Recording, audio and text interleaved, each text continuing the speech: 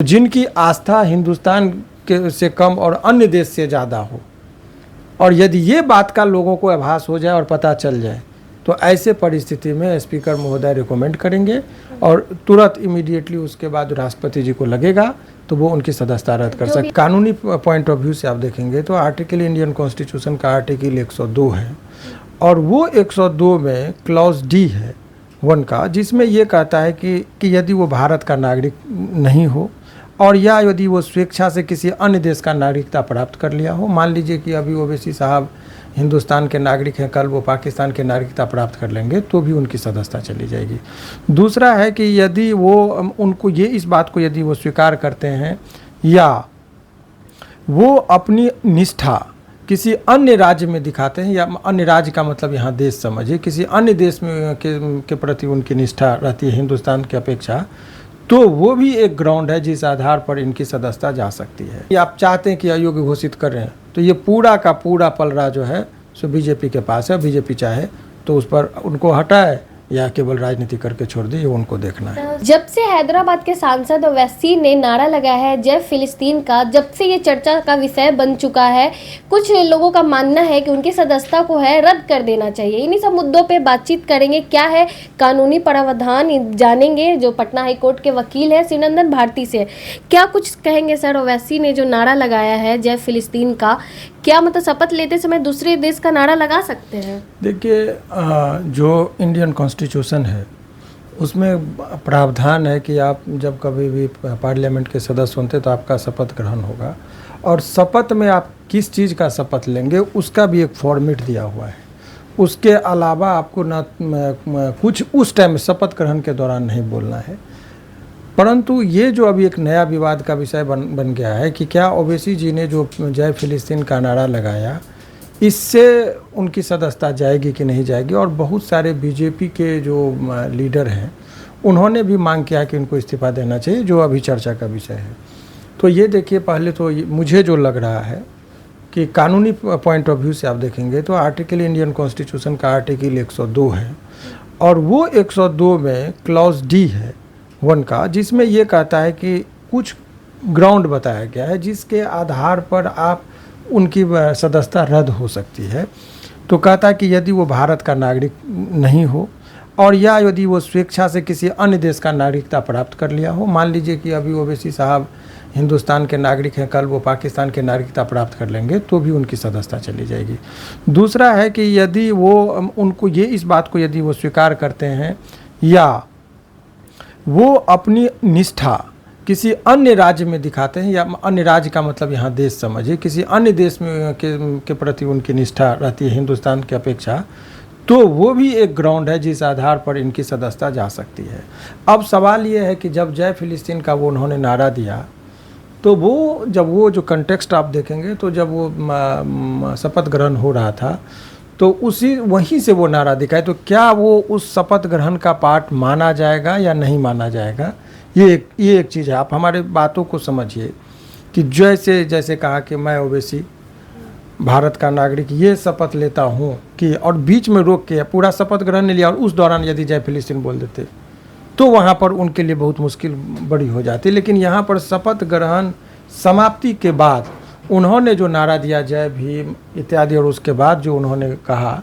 कि जय फिलिस्तीन, तो वो उनका कहना होगा कि जो उनके तरफ से जो डिफेंस लिया जाएगा कि देखिए हम पार्लियामेंट में शपथ ले लिए, शपथ ग्रहण के बाद यदि हम कोई चीज़ बोलते हैं तो उस पर रोक नहीं है, क्योंकि article 105 of the Indian constitution जो है वो 105 में यही बात कही गई है कि आप सदन के अंदर यदि कुछ भी बात बोलते हैं तो आपको प्रिविलेज है, उनको एक तरह से समझिए कि छूट है। तो इसका नारा लगा सकते हैं, उसका वो लाभ कब, अब देखिए मैंने आपको कहा ये टेक्निकल, हालांकि वो जितना ये पीछे जितना मोटा मोटा बुक आप देखते हैं इसमें शब्दों की ही व्याख्या होती है, जो एक सामान्य जनता को समझना थोड़ा सा डिफ़िकल्ट होता है। तो ये 2 पार्ट हैं कि यदि वो शपथ ग्रहण के दौरान यदि वो इस तरह की बातें करते तो ज़्यादा मुश्किल अभी भी है उनके लिए। अब सवाल ये है कि ये इस पर जो राजनीति होने लगी है कि क्या ओवैसी जी की सदस्यता जाएगी, तो आपको ये चीज़ समझना होगा कि सदस्यता जाएगी कि नहीं जाएगी। इसके लिए 103 में जब आप आएंगे तो यहाँ एक अलग प्रावधान है कि कौन डिसीजन लेगा कि ये डिस्क्वालिफाइड है कि नहीं है, अयोग्य हो गए, इसको डिसाइड कौन करेगा?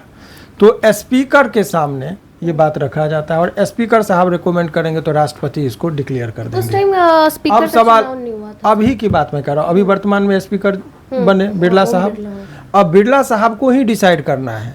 तो मुझे नहीं लगता कि कभी उनको हटा, क्योंकि राजनीति करना बीजेपी को आसान है, कह देंगे कि मैं हटा सकता हूँ, ये करेंगे, वो चर्चा का विषय करेंगे लेकिन वो हटाएंगे नहीं। क्योंकि यदि आपको लगता है बीजेपी को, क्योंकि स्पीकर साहब जो हैं, जो इनका ये है इन्फ्लुएंस, तो लोग मानते ही हैं कि बीजेपी के साथ है, तो अभी यदि वो चाहें तो वो डिक्लेयर कर सकते हैं और उनको अयोग्य घोषित किया जा सकता है, क्योंकि इसमें अभी कोर्ट जाने की भी जरूरत नहीं है। इसमें जो निर्णय लेंगे स्पीकर ही लेंगे। स्पीकर लेंगे और वो रेकमेंड कर देंगे तो प्रेसिडेंट के द्वारा राष्ट्रपति महोदय जो हैं वो डिस्क्वालिफाइड। ये मैं नहीं कर रहा हूँ, ये आर्टिकल एक बार चाहे तो आप लोग पढ़ भी लें। देखिए, एक the decision on question as to disqualification of member if any question arise to whether the member of either house of the parliament has become subject to any one of the disqualification mentioned in clause 1 of article 102, the question shall be referred for the decision of the president and his decision shall be final. तो refer कौन करेगा? यदि वो refer यदि राष्ट्रपति के पास भेज दिया जाता है तो राष्ट्रपति महोदय वो कह देंगे कि इनको अयोग्य घोषित किया जाए तो वो हो जाएंगे, लेकिन उनको रेफर कौन करेगा? तो स्पीकर। तो स्पीकर महोदय को तो पूरा पावर है, वो रेफर करे, और राष्ट्रपति महोदय को पूरा पावर है कि वो डिसीजन ले। तो ऐसे परिस्थिति में अभी पलड़ा पूरी तरीके से बीजेपी के पास है, चूँकि बहुमत उनकी है एनडीए गवर्नमेंट के पास, तो वो यदि डिसीजन वो ले लेते हैं तो स्वाभाविक तरीके से जा सकती है। तो यदि सचमुच देश में राजनीति नहीं हो रहा है, तो राजनीति नहीं आप चाहते हैं कि अयोग्य घोषित करें, तो ये पूरा का पूरा पलड़ा जो है सो बीजेपी के पास है। बीजेपी चाहे तो उस पर उनको हटाए या केवल राजनीति करके छोड़ दे, ये उनको देखना है। तो सर, आप राजनीति पे भी हमेशा बोलते रहते हैं, आपको क्या लगता है सदन में ऐसे नारे लगाना सही है? देखिए, भारतीय संविधान का जब निर्माण हुआ तो इसमें इस बात का अनुमान था, इंडियन कॉन्स्टिट्यूशन मेकर जितने थे उस टाइम में संविधान सभा का गठन हुआ, इसीलिए आर्टिकल 105 भी लाया गया कि जिसको जो आज़ादी, उस सदन को बोला गया कि लोगों की आवाज़ बनना, तो उस दौरान उनको पूरा प्रिविलेज दिया गया कि आप कुछ भी बोल सकते हैं। डिबेट के दौरान जब बहस होता है किसी मुद्दे पर तो आप अपनी बात में जो आपको बोलना है आप बोल सकते हैं, इसमें कहीं कोई दोहराई नहीं है। लेकिन इसमें भी एक रीजनेबल रिस्ट्रिक्शन दिया गया है, जैसे घोड़ा चलता है उसके लगाम भी लगाते हैं, स्पीड है गाड़ी तो ब्रेक का भी दिया कि कहीं ऐसा ना हो कि आप बहुत ज़्यादा ये कोई बढ़ चढ़ कर काम कर दे। तो इंडियन कॉन्स्टिट्यूशन में 105 कहता है कि चूँकि वो बेबाकी से अपनी बात को, कोई आदिवासी की बात को रखना चाहेगा, कोई शेड्यूल कास्ट का बात रखना चाहेगा, कोई सवर्णों की बात रखनी चाहेगी, तो इन लोगों को कोई परेशानी ना हो, अपनी बात को बेबाकी तरीके से रख ले, इसीलिए उनको पूरी तरह से छूट दिया गया कि कोई केस नहीं चलेगा, कुछ नहीं होगा, कोई क्रिमिनल केस नहीं, कोई मुकदमा नहीं, ये 105 उनको बचाता है। परंतु 102 बोलता है कि मान लीजिए किसी व्यक्ति का मानसिक संतुलन खो गया, इस वजह से अनाप शनाप बोल रहा है, तो क्या एक पागल आदमी के हाथ में देश को देना ठीक रहेगा? तो नहीं। तो ऐसे परिस्थिति में यदि उनको डिस्क्वालिफाइड यदि लगता है कि नहीं मानसिक संतुलन खो दिए हैं, या हो सकता है ज़रा कल्पना कीजिए कि पाकिस्तान का कोई एजेंट यहाँ पर चुनाव जीत जाए, तो जिनकी आस्था हिंदुस्तान के से कम और अन्य देश से ज़्यादा हो,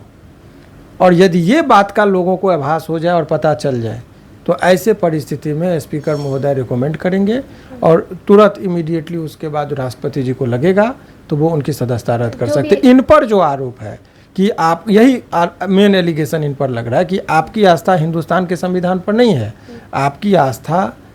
फिलिस्तीनियों